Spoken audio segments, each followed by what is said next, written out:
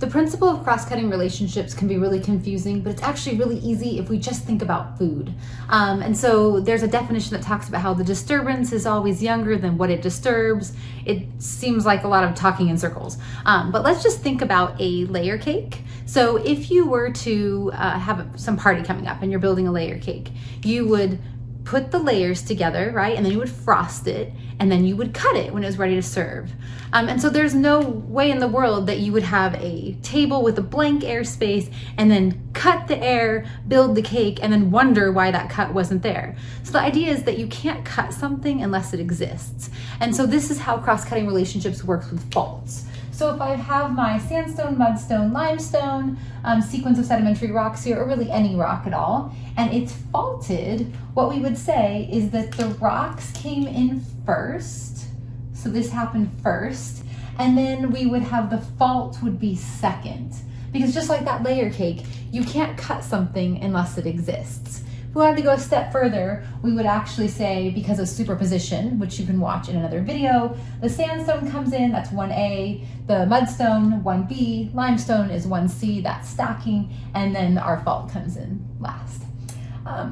If we look at this example over here where we have a granite that has intruded, so it was a magma body that came into these sedimentary rocks, and now we're trying to figure out the order. I like to equate this to cream puffs. So actually I've never made cream puffs, but I imagine you probably don't put a bunch of cream on the table and then try to like shove puff around it. What you would do is you would build your puff and then you would insert some cream into that. So the puff gets built and then the cream gets inserted.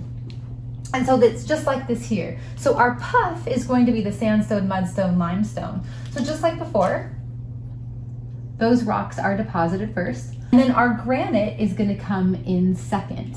Because you can't have magma just going into air and then stack rocks around it. It wouldn't make sense. So our cross-cutting relationships helps us understand our faulting and our kind of magma body intrusion timing. One other thing to mention is that let's say there was another bed up here on top, like a conglomerate.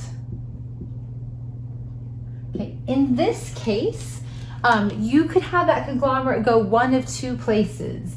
You would either do your sandstone, mudstone, limestone, and conglomerate, and then come back to your granite, or you could do sandstone, mudstone, limestone, put in your granite, and then do your conglomerate. And that's just because there's no relationship between the two things. So if we go back to our puff example, let's say that our cream puff had a chocolate coating on it.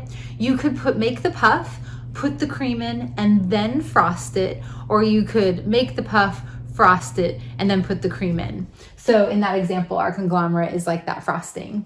It's a little different with our fault. I'm going to show you how that works because it's kind of an important little nuance there. Okay, so in this case, let's say this is our conglomerate. There's really only one possible way to do this. The first thing is you're going to put these three rocks, sandstone, mudstone, limestone, and then you're going to bring your fault in as the second item, and then your conglomerate comes in. And the reason why is because in this case, the fault, if this conglomerate had been there, the fault would have gone all the way through, but it doesn't. So this would be like our layer cake. You put 3 layers of cake through, you cut it and said, oh no, I want to add another layer. And you'd put that top layer on. You wouldn't expect it to be cut, right? You would have had to put all 4 layers, then cut it for it to work that way. So with faults, the fault is always going to be after whatever it cuts through, but before whatever it doesn't. And then with our intrusions of granite, our magma bodies, there's a little bit more play in there because that granite just didn't go all the way up to the top, perhaps. And so that relationship there is a little more difficult to nail down. So hopefully that was helpful.